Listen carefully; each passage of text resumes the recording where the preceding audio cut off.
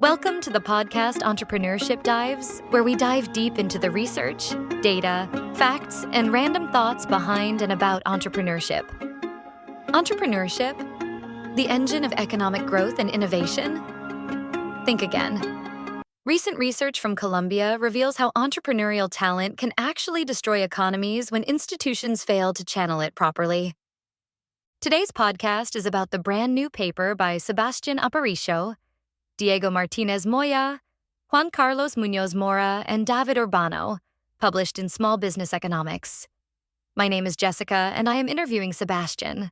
Sebastian, that's such a fascinating perspective, especially considering how we usually celebrate entrepreneurship without questioning its darker potential.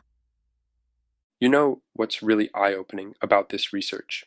We studied over 1,100 observations across Colombian municipalities and found that when institutional quality improved by just 1%, illegal coca cultivation as destructive entrepreneurship dropped by nearly a full percentage point.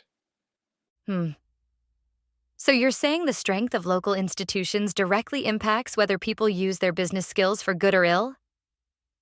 Exactly. And here's where it gets really interesting. We looked at both formal institutions, like laws and governance systems, and informal ones, like cultural norms and religious influences. We found that investing in institutional strengthening led to a 0.375% decrease in coca cultivation. Well, that makes me wonder. How did you actually measure something as intangible as informal institutions? That's where our methodology gets creative.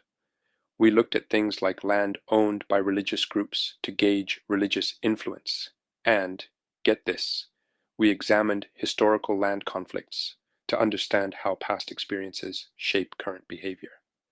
So if a community had experienced significant conflict in the past?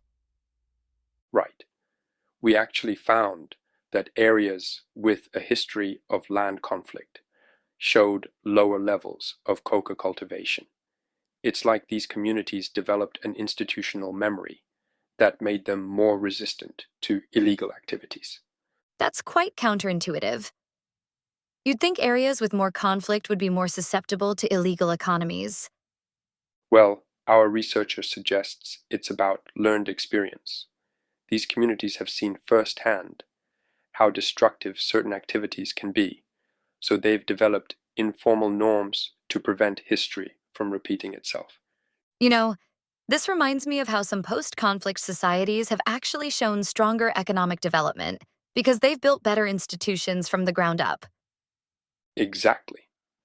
And when you look at the economic impact, the data is pretty striking. Not only does coca cultivation directly harm local economic growth, but when you factor in corruption, measured through fiscal performance, the negative impact becomes even more severe. That sounds like a kind of downward spiral. Weak institutions allow illegal activities, which further weaken institutions.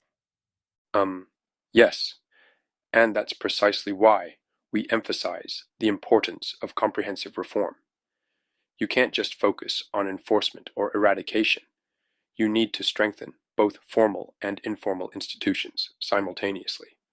How long does it typically take to see results from these kinds of institutional changes?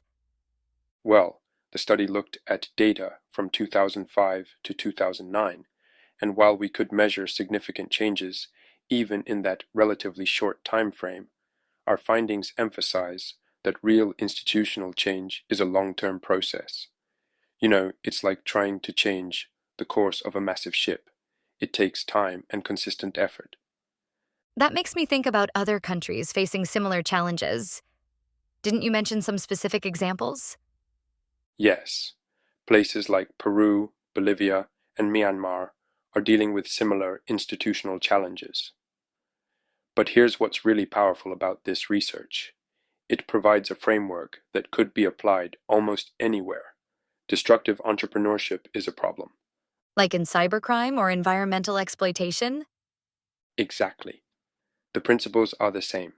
When institutions fail to channel entrepreneurial energy in positive directions, that energy doesn't just disappear, it finds outlets in destructive activities. So, what would you say are the key takeaways for policymakers and development practitioners? First, you can't treat entrepreneurship as inherently positive.